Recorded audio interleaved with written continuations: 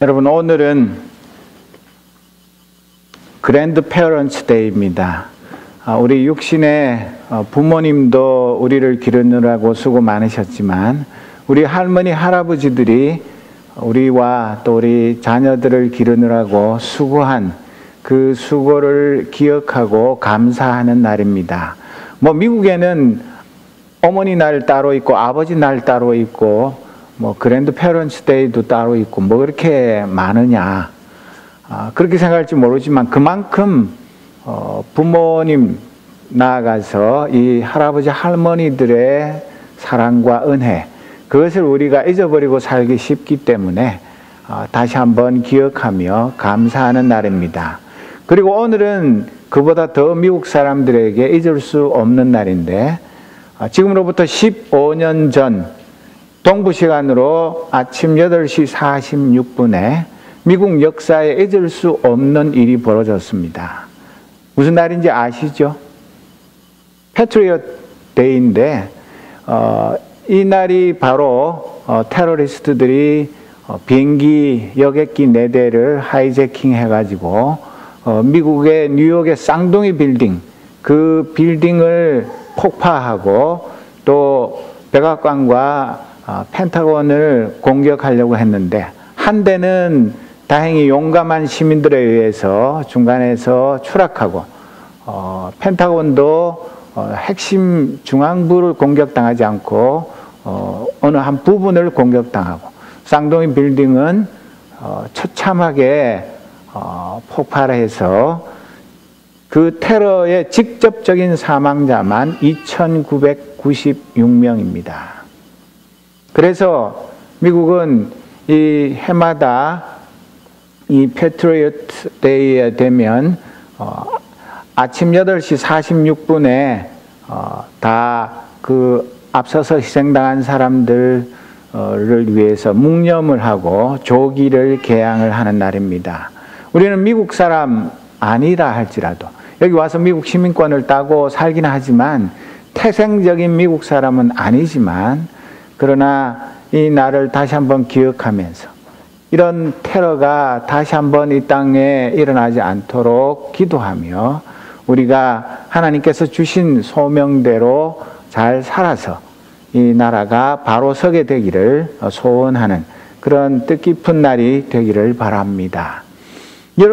여러분에게 있어서 굿 뉴스는 어떤 뉴스입니까? 내가 주식 투자를 했는데 주식이 몇 배로 오른 그런 뉴스입니까? 아니면 부모님이 편찮으셨는데 건강이 좋으셔서 퇴원하셨다는 그런 소식입니까?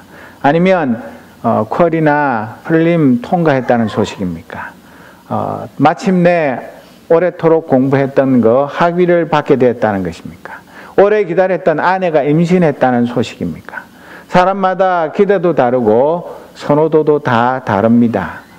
저에게 있어서는 당연히 목사니까 그렇기도 하지만 불신자가 예수 믿고 구원 얻게 되는 것, 그것이 저에게 있어서는 빅뉴스요, 굿뉴스입니다.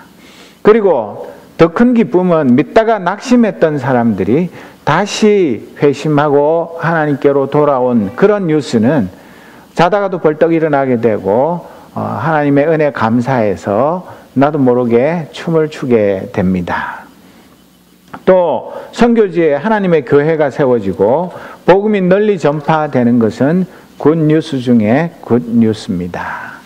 우리가 지금 쭉 살펴보고 있는 사도행전에서 7장 이후로 또 8장에서 예루살렘 교회가 핍박을 받아서 많은 성도들이 산지 사방으로 뿔뿔이 흩어졌습니다. 언제 정든 예루살렘으로 다시 돌아올지 없는 그런 디아스포라의 그 안타까움을 안고 민들레 홀씨처럼 이렇게 온 세계로 흩어진 성도 중에 빌립 집사가 있었습니다. 그는 많은 곳 있지만은 사마리아 지방으로 가서 힘써 복음을 전했는데, 놀랍게도 많은 사마리아인들이 복음을 듣고 회개하고 예수 그리스도의 이름으로, 삼위일체 하나님의 이름으로 세례를 받았습니다. 사마리아 온 성에 구원받은 성도들의 그 천국 백성 된 기쁨이 차고 넘쳤습니다.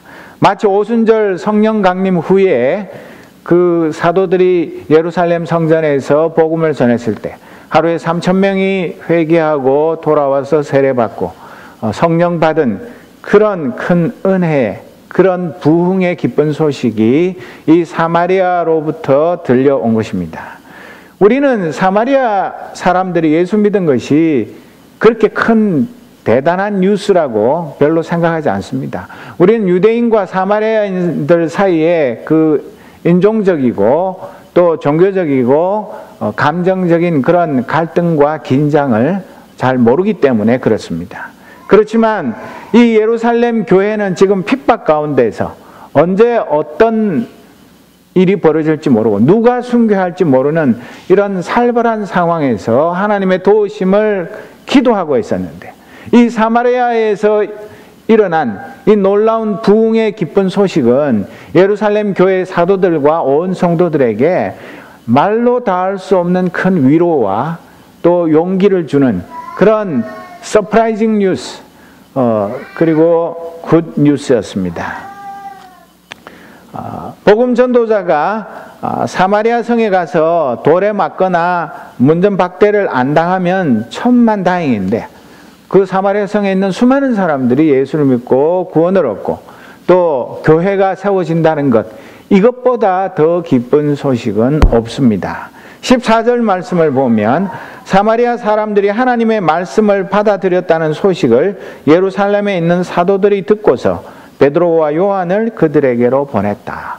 수많은 사도들이 있는데 베드로와 요한을 사마리아에 파송한 것은 그만큼 이 사도들과 예루살렘 교회 전체가 이 사마리아에 임한 부흥의 기쁜 소식을 반가워하면서 얼른 이 대표를 보내서 확인하고 함께 은혜를 나누고 싶은 그런 열심이 있었기 때문에 이렇게 베드로와 요한을 보냈습니다. 요한은 특별히 감회가 새로웠을 것입니다. 예수님과 함께 전도 여행 중에서 사마리아를 통과해서 예루살렘으로 가던 중에 누가복음 9장 51절 이하에 보면 예수께서 하늘에 올라가실 날이 다 되었다. 그래서 예수께서는 예루살렘에 가시기로 마음을 굳히시고 심부름꾼들을 앞서 보내셨다. 그들이 길을 떠나서 예수를 모실 준비를 하려고 사마리아 사람의 한 마을에 들어갔다. 그러나 그 마을 사람들은 예수가 예루살렘으로 가시는 도중이므로 예수를 맞아들이지 않았다. 그래서 제자인 야고보와 요한이 이것을 보고 말하였다. 주님, 하늘에서 불이 내려와 그들을 태워버리라고 우리가 명령하면 어떻겠습니까? 예수께서 돌아서서 그들을 꾸짖으셨다. 보세요. 예수님 영접 안 하고 자기들 박대한다고 얼마나 화가 났으면 그냥 저것들을 하늘에서 그냥 불이 확 내려가지고 몽땅 다 화형을 시켜버렸으면 좋겠는데 제가 그렇게 할까요? 그럴 정도로 붕괴하던 요한이 하늘에서 그 진노의 심판의 불이 아니라 성령의 불, 부흥의 불길이 내려서 그 사마리아 성에 복음의 큰 기쁨이 임한 것, 그것을 확인하러 달려가는 이 요한의 마음은 남다른 기쁨과 감회가 충만했을 것입니다. 분노가 아니라 애정을 품고 달려가는 저들의 마음, 저들의 발걸음은 얼마나 설레고 행복했겠습니까? 15절, 17절 보면 두 사람은 내려가서 사마리아 사람들이 성령을 받을 수 있게 하려고 그들을 위하여 기도하였다. 사마리아 사람들은 주 예수의 이름으로 세례만 받았을 뿐이요 그들 가운데 아무에게도 아직 성령이 내리시지 않았던 것이었다. 그래서 베드로와 요한이 그들에게 손을 얹으니 그들이 성령을 받았다. 여러분, 이 성경 구절 읽을 때 이상하다고 생각하셨죠? 아니, 이 사마리아 교회는 왜 이래? 예루살렘에서 사도들이 오순절 이후에 복음을 전했을 때는 그들이 마음이 찔려서 우리가 어찌할까 하고 회개하고 세례를 받았을 때 성령을 받았습니까? 못 받았습니까? 다 성령을 받았습니다. 그런데 이 사마리아는 성령도 사마리아 사람이라고 차별하시는 것인지, 아니 똑같은 복음을 받고 또 회개하고 세례를 받았는데 한 사람도 이 베드로와 요한 사도가 도착할 때까지 성령은 받지 않았다. 이게 무슨 조화냐? 이게 왜 이런 일이 벌어졌을까? 사도행전 2장 38절에는 보면 베드로가 대답하였다. 회개하십시오. 그리고 여러분 각 사람은 예수 그리스도의 이름으로 세례를 받고 죄 용서를 받으십시오. 그리하면 성령을 선물로 받을 것입니다. 이 약속은 여러분과 여러분의 자녀와 또 멀리 떨어져 있는 모든 사람, 곧 우리 주 하나님께서 부르시는 모든 사람에게 주신 것입니다. 분명하게 말씀하셨는데 이 약속이 사마리아에서는 성취가 되지 않았습니다. 이 일에 대해서 여러 가지 견해가 있습니다. 먼저 캐토릭주의자들은 이 사마리아 교회의 성도들에게 성령이 임하지 않은 것은 사도들이 안수를 하지 않아서 성령이 임하지 않았다. 그렇게 주장합니다. 그런데 여러분 조금 전에 보셨듯이 사도행전 2장에 처음 예루살렘에 그 부흥의 불길이 일어났을 때 사도들이 3,000명이나 되는 사람들에게 다 안수를 했습니까? 그런 말 성경에 없습니다. 그러니까 이게 말이 안 되는 얘기인데 왜 그렇게 주장하냐면 캐토릭 교회에서는 주교의 권위가 중요하고 일반 신부가 아닌 신부들보다 훨씬 높은 주교가 안수를 해야만 성령이 내리는 것처럼 그렇게 엉뚱한 주장을 하는 것인데 이것은 전혀 성경적이지 않습니다. 두 번째, 오순절주의자들. 이 성령 충만을 주장하는 오순절주의자들은 뭐라고 얘기하느냐면 사마리아 교회 성도들이 회개하고 세례받았을 때 중생은 했다. 그렇지만 성령 세례는 받지 못했는데 성령 세례를 위해서 안수 기도를 해야만 앞에 있는 것하고 캐토릭주의자들하고 비슷하지만 캐토릭주의자들은 주교가 안수하는 걸 중요하게 생각하는 것이고 이 오순절주의자들은 선중생 후 성령 세례. 그래서 2단계로 이루어지기 때문에 지금도 모든 크리스찬들이 세례를 받고 나면 성령 세례를 위해서 다시 안수 기도를 해야 한다. 이런 도식적인 주장을 하지만 이것도 전혀 설득력이 없는 것이 그전에도 그런 일이 없고 그 후에도 2단계로 세례를 받고 중생한 사람을 또 성령 세례를 위해서 안수하고 그런 이야기가 성경에 기록되어 있지 않습니다. 그리고 세 번째, 신약학자로 유명한 제임스 던 교수는 어떻게 설명하느냐 하면 사마리아 교회 성도들의 믿음이 불완전했다. defective faith라. 그렇게 주장을 합니다. 불완전하고 뭔가 결점이 있고 그랬는데 이 사도들이 가서 사마리아 성도들에게 기도와 안수를 했을 때 성령을 받아가지고 그들의 믿음이 완전해졌고 진짜 크리스찬이 되었다. 그렇게 주장하는데 제가 생각해도 유명한 신학 교수인 건 맞지만 영 말이 안 되는 주장입니다. 믿음에 세례받고 하나님 은혜를 누리는데 뭐 어떤 사람은 불완전한 믿음, 어떤 사람은 완전한 믿음 그런 거 없습니다. 그리고 16세기 교회 개혁의 선구자였던 칼빈 선생은 사마리아 성도들은 이미 중생하였고 사도들의 안수를 통해 받은 것이 성령의 특별한 선물들, 성령의 특별한 은혜라고 말합니다.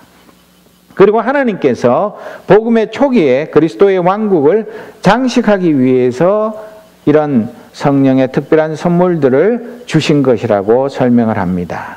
우리 오늘날의 개혁주의 교회에서는 이 사마리아 교회에 임한 성령은 오순절 이후에 그 예루살렘에 임했던 성령과 동일한 성령님이 맞고 그러나 단 구속사의 진전에 따라서 오순절 전과 후에 성령의 역사가 조금 차이가 있는데 한국에서도 유명한 존 스토트 성공의 신부님입니다. 우리는 그냥 보통 목사님이라 그러는데 엄밀하게 말해서 목사님은 아닙니다. 그러나 우리와 똑같은 신앙을 가졌기 때문에 이분의 책들을 많이 읽는데, 이 존 스토트는 앞에 설명한 캐토릭주의자들이나 오순절주의자, 제임스 던 이런 사람들의 견해를 거부하고 왜 이런 일이 벌어졌는가?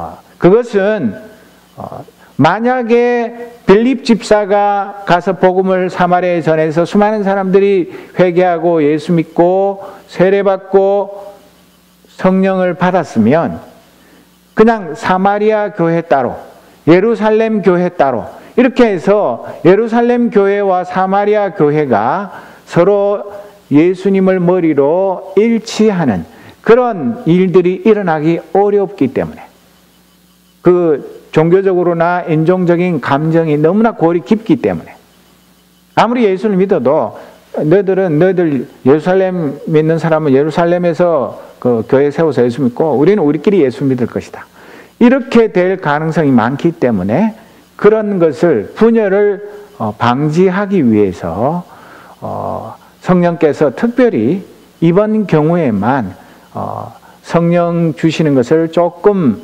유예를 했다가, 이 베드로와 요한이 파송되어서 예루살렘 교회의 대표로 와서 그들을 통해서 안수 기도를 했을 때 성령을 주셔서 그 성령 안에서, 예수 그리스도 안에서 이 예루살렘 교회와 사마리아 교회가 영적으로 긴밀하게 하나가 되는 그런 은혜를 베푸시기 위해서 이런 일이 일어났다고 설명을 합니다. 제가 생각할 때는 이 견해가 가장 바르고 믿을만하고, 그렇지 않고는 다른 이유를 설명하기가 어렵습니다.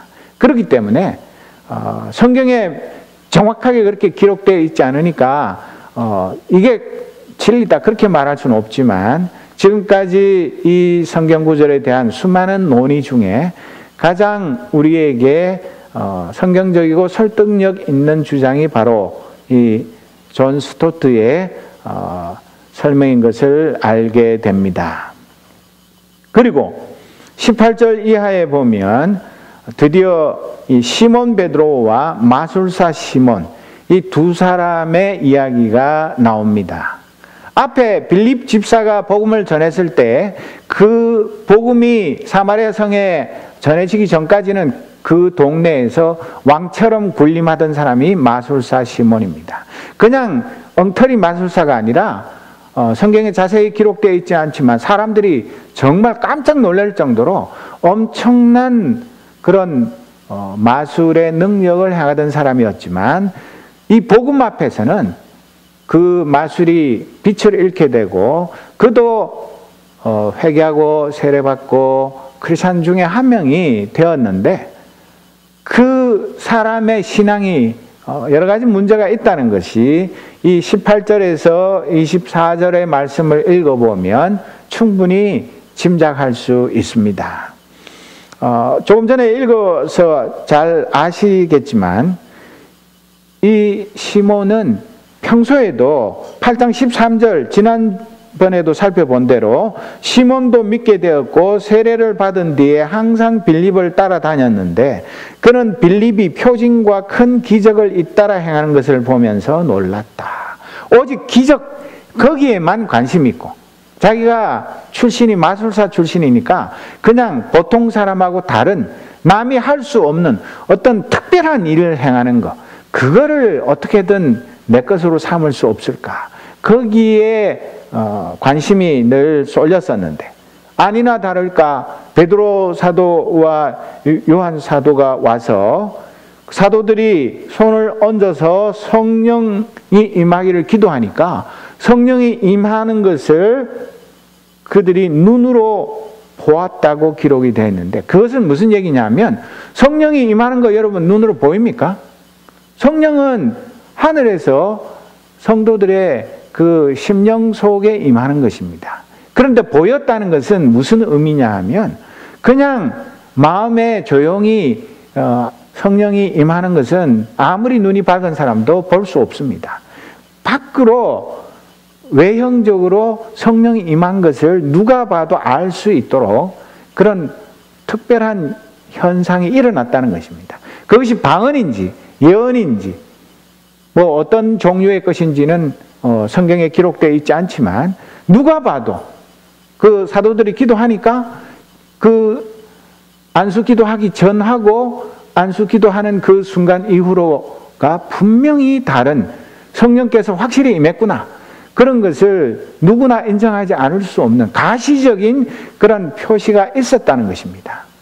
그런데 이 시몬은 그렇지, 내가 지금 일개 평신도에 불과하지만 사도들이 하는 이 성령 안수 기도하는 이 능력만 내가 가지면 이전에 내가 누리던 그 마술사 시몬으로서의 그 명성과 또 부귀와 그 권력, 이런 것들은 뭐 새발에 피겠구나.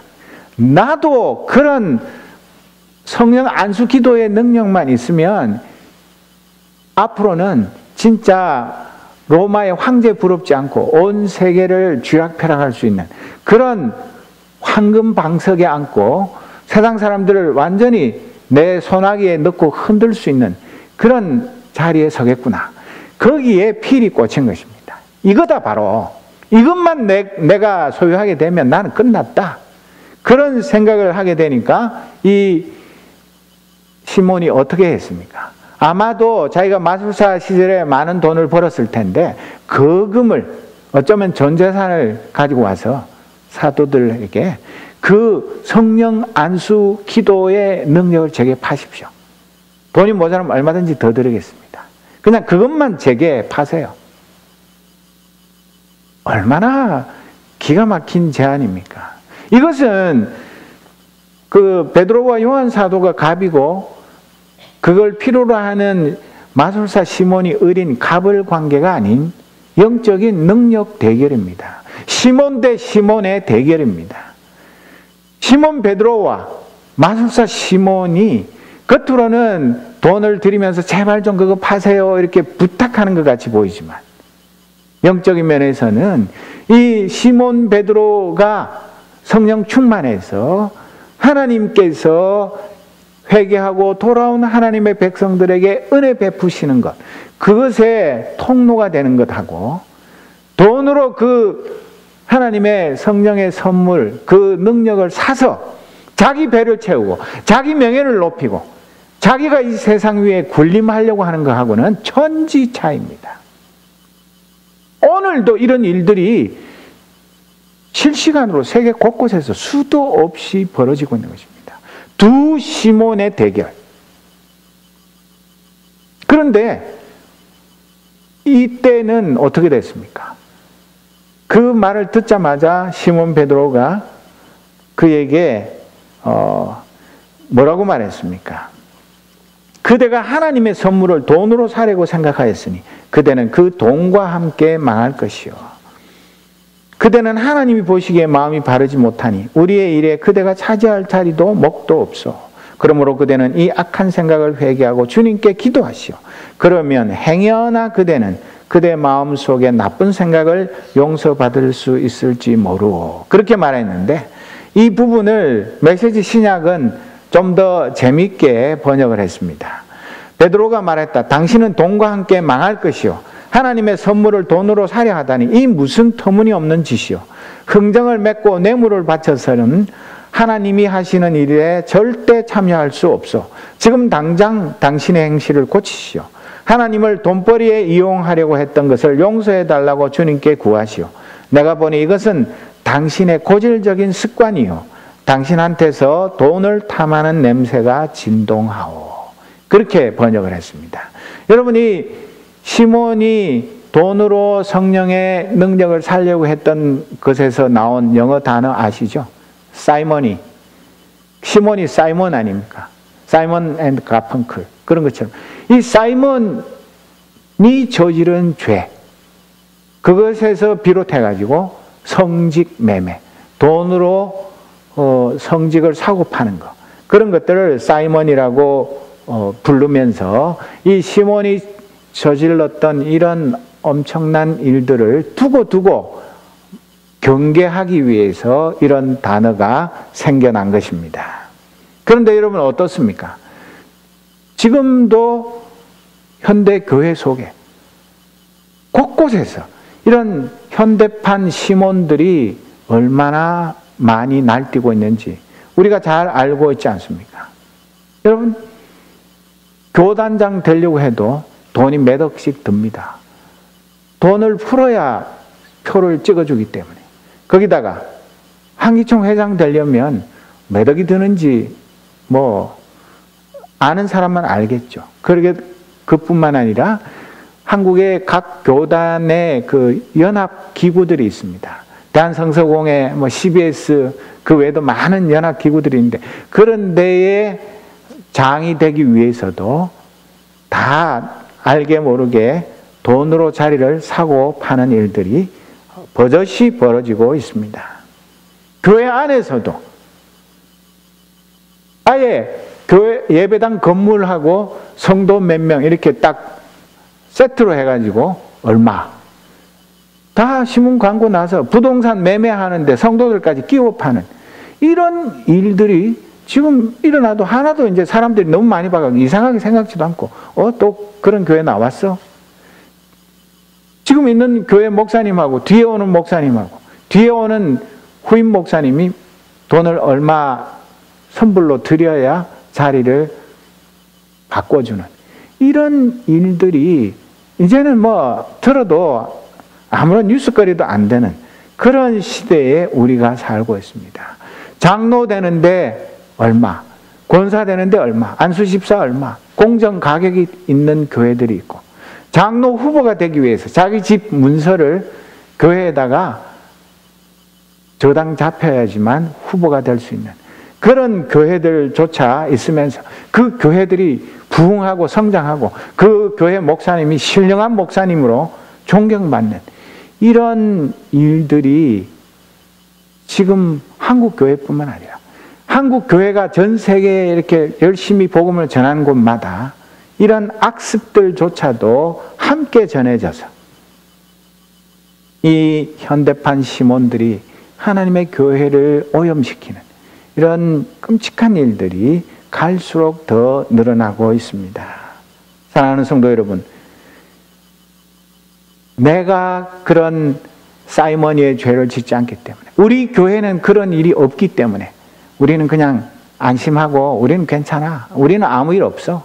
그러면 되는 것입니까? 그러면서 어느 교회에 누가 아주 돈으로 뭘 어떻게 했대. 그러면서 손가락질하고 비난하면 우리는 할 일을 다 한 것입니까?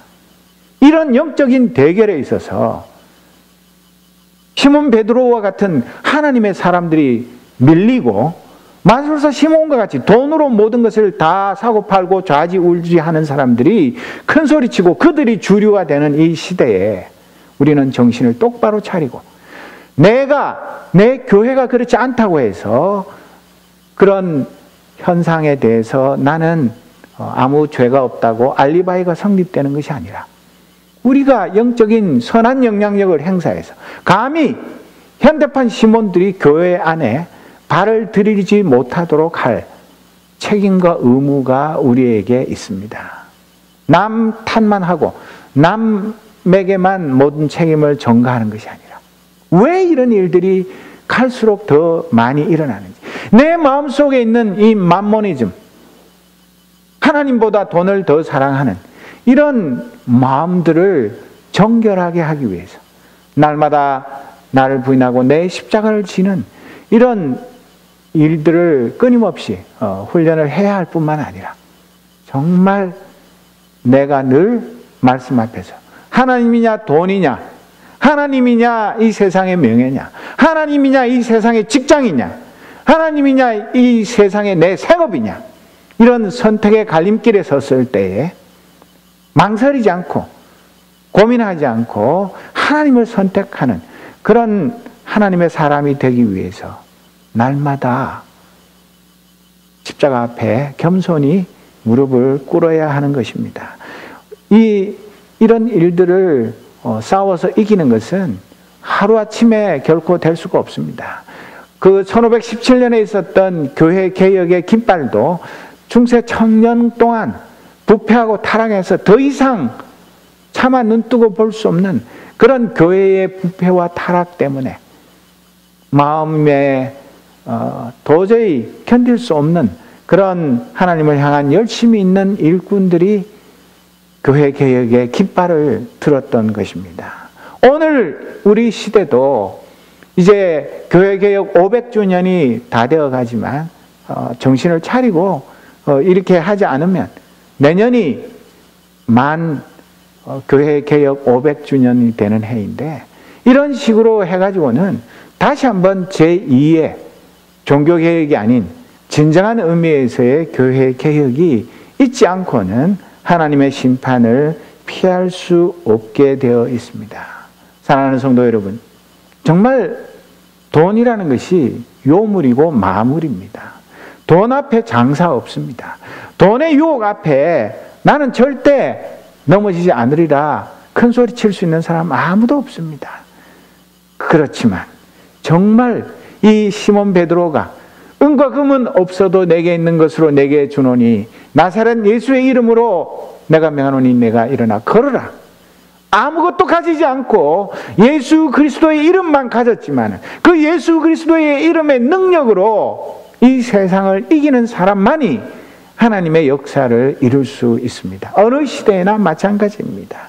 이때도 베드로와 요한이 그 날 때부터 안전뱅이 된 사람을 건질 때와 마찬가지로 아무런 대가 없이 하나님께서 일으키신 그 놀라운 부흥의 불길을 보면서 아직 성령이 임하지 않은 것을 보면서 그들이 온 정성을 다해서 사랑하는 사마리아 성도들에게 성령이 임하시기를 간구했을 때 하나님이 기뻐하시면서 온 성도들에게 성령 충만의 은혜를 베푸신 것 아닙니까? 오늘 우리 시대에도 정말 마술사 시몬과 같은 사람, 그런 사람들이 아니라 이 베드로와 요한같이 복음을 위해서는 자신의 생명까지 아까워하지 않는 그런 일꾼들이 절실히 필요한 것입니다. 25절에 보면 이렇게 베드로와 요한은 주님의 말씀을 증언하여 말한 뒤에 예루살렘으로 돌아가는 길에 사마리아 사람의 여러 마을에 복음을 전하였다. 이들이 처음에는 사마리아 교회의 상태가 어떤지 그냥 소문만 듣고 달려갔지만 거기서 확인을 하고 또 마술사 시몬의 그런 어이없는 제안을 단호히 거부하고 난 후에 다시 예루살렘으로 돌아가면서 사마리아 여러 성에 가서 복음을 전하면서 그들의 마음에는 얼마나 기쁨이 충만했겠습니까? 지금 예루살렘 성에 돌아가면 또 박해가 기다리고 있지만 그 박해 속에서도 성령 하나님께서는 예수님께서 약속하신 대로 예루살렘과 온 유대와 사마리아와 땅끝까지 이르러 내 증인이 되라 하신 그 말씀대로 이 복음이 박해를 인연해서 더 빨리 전파되면서 그렇게 사람 취급도 하지 않던 사마리아에 수많은 사람들이 회개하고 돌아와서 하나님의 교회가 세워지는 것을 보고 또 돌아가면서 자기들이 복음을 전할 때 수많은 사람들이 또 하나님께로 나아오는 것을 보면서 그들의 마음에 얼마나 큰 기쁨과 감사가 충만했겠습니까? 오늘에게는 우리에게는 어떤 것이 우리에게 가장 큰 기쁨입니까? 정말 내가 복음을 전해서 한 영혼이라도 회개하고 돌아오는 것, 그것이 이 세상에서 가장 큰 기쁨이요, 내가 살아가는 존재 이유요, 그것 때문에 하나님께 영광을 돌리고 감사하는 것. 그것은 꼭 저 아프리카에 저 라틴 아메리카에 선교사로 파송된 선교사님들만의 기쁨이 아니라 오늘 우리의 일상생활 가운데 오래도록 복음을 전하기 위해서 가슴에 품고 기도했던 그 영혼이 하나님께로 돌아올 때 천하를 죽어도 살 수 없는 한 영혼이 영생을 얻는 그 기쁨으로 인해서 우리가 기뻐 뛰며 하나님께 영광 돌리는 그런 삶을 살 때에 우리의 삶이 얼마나 복음 안에서 빛나는 삶이 되겠습니까? 사랑하는 성도 여러분, 하나님께서 내게 성령의 여러 은사를 주셨으면 그것으로 인해서 기뻐하면서 그 성령의 은사를 잘 활용해서 하나님께 영광 돌리고 또 복음을 위해서 잘 활용을 하십시오. 또 하나님께서 내게 뭐 방언이나 방언 통역이나 예언이나 신유나 축사나 그 밖에 어떤 은사도 주시지 않으셨으면 하나님이 꼭 필요하지 않기 때문에 안 주신 것이지, 내가 그 능력이 모자라서 믿음이 부족해서 못 받았다, 하나님 날 별로 안 사랑하시는가 보다, 그런 쓸데없는 걱정할 것 전혀 없습니다. 하나님이 내게 주신 그것으로 인해서 기뻐하고 감사하면서 그저 하나님, 저같이 부족한 종을 통해서도 주의 복음이, 주의 사랑이 우리 주위에 증거되기만 하면 그것으로 감사합니다. 그렇게 하나님 앞에 기도하면서 날마다 주의 말씀을 묵상하고 기도하고 찬송하고 사랑으로 섬기면서 복음 전하며 온전한 예배자로 살면 그것 역시 하나님이 기뻐하시는 삶입니다. 그리고 우리에게 주신 지식, 우리에게 주신 재물, 우리에게 주신 모든 것, 그게 다 나만 잘 먹고 잘 살라고 주신 것이 아니라 우리 주위의 이웃들에게 아낌없이 베풀라고 하나님께서 내게 맡기신 것이기 때문에 내 거라고 딱 붙들고 아까워하지 말고 무엇이든 이웃들에게 사랑으로 나누어주는 훈련을 해나가면 나중에는, 처음에는 돈도 아깝고 시간도 아깝고 내가 어떻게 쌓은 지식인데 이걸 공짜로 주다니, 배워서 남 주는 것이 성경의 원리입니다. 배워서 남 주는데 공짜로 주면 더 좋습니다. 무엇이든지 주님처럼 전대 가지고 다니면서 돈주머니 차고 뭐 이것저것 내일에 대한 온갖 대비 다 하고 그렇게 남는 것으로 남을 사랑으로 섬기는 것이 아니라 이웃이 먼저, 나는 두 번째, 그런 삶을 살아갈 때 하나님 우리에게 더 부유한 삶을 살게 하시고 더 많은 것을 주셔서 우리가 참 하나님 안에서 복된 자녀로 살아가게 될 것입니다. 이 은혜가 사랑하는 우리 온 성도들에게 특별히 젊은 날 이 은혜가 풍성하게 임하기를 진심으로 기도합니다. 기도하겠습니다. 하나님 아버지, 이 악한 시대에 마술사 시몬과 같은 자들이 교회의 상석에 앉으며 교단장이 되며 교회 연합기관의 우두머리가 되는 기가 막힌 상황, 이것을 보면서 가슴을 치며 하나님 앞에 엎드리지 않는 나의 이 무관심함, 무신경함을 불쌍히 여겨 주옵소서. 감히 마술사 시몬과 같은 이런 악한 자들이 하나님의 교회 앞에 발도 들이지 못하도록 온 성도들이 베드로와 요한과 같이 성령으로 충만하고 또 하나님의 전신갑주로 무장하여 이 사탄의 세력들과 싸워 이기게 하여 주옵소서. 새로운 교회 개혁의 바람이 우리 하나님의 백성들을 통하여 일어나게 하여 주옵소서. 모든 만몬 숭배자들, 돈을 하나님보다 더 사랑하는 자들 앞에 하나님을 전심으로 사랑하는 것이 얼마나 큰 복인지를 우리의 삶을 통하여 증거하게 하여 주옵소서.